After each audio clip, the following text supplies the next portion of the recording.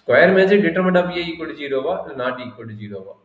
அப்ப determinant of a equal to 0 normal definition determinant of a is not equal to 0னா இதனோட order 3/3 ஆ இருந்தா rank வந்து 3 nullity வந்து 0.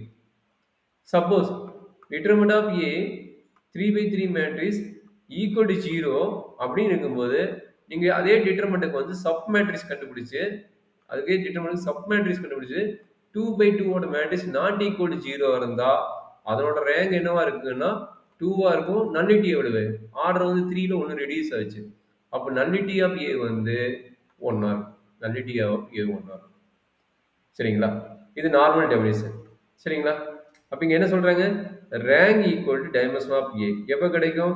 அது வந்து லீனியர்லி இண்டிபெண்டன்ட்டா இருக்கும்போது கிடைக்கும். ரேங்கும் டைமென்ஷன் ஆஃப் a-வும் நமக்கு ஈக்குவலா தான். அதாவது row of okay rank of a equal to dimension of r of a இருக்கும்போது நமக்கு கிடைக்கும். நல்லிட்டி என்ன கிடைக்கும்? Dimension of nullity of x. அப்ப இந்த கண்டிஷன் ரெண்டையும் ஆட் பண்ணும்போது நமக்கு கிடைக்கும். அதான் இங்க கொடுத்துருப்பாங்க. Rank of a plus nullity of a என்ன கிடைக்கும்? n கிடைக்கும். அதாவது லீனியர்லி இண்டிபெண்டன்ட்டா இருந்தா என்ன கிடைக்கும்? டைரக்டா 3 கிடைக்கும். நல்லிட்டியோட வேல்யூ என்ன? 0. அப்ப ரேங்கோட வேல்யூ என்ன? 3. அப்ப 3 பிளஸ் 0 எவ்வளவு கிடைக்கும்? 3 கிடைக்கும். அதே வந்து 2/2 இது மாதிரி 0 ஆச்சுன்னா என்ன கிடைக்கும்? டிட்டர்மினன்ட்க்கு வந்து இது 2 அது வந்து நல்லிட்டி வந்து 1 அப்ப அது 3 கிடைக்கும். ஸோ அதனோட ஃபார்முலா தான் இங்க எழுதிக்கிறாங்க. இதுக்கு ரிகர்டிங்க ப்ராப்ளம் வந்து நாளைக்கு போடும்போது இன்னும் உங்களுக்கு கிளியரா ஐடியா தெரியும். ஸோ ஆக்சுவலா நாளைக்கு பார்க்கலாம். இந்த கான்செப்ட்டுக்கு உண்டான ப்ராப்ளம்லாம் நாளைக்கு நம்ம பார்க்கலாம். ஸோ இப்போ என்ன பார்த்தோம்? மெயின்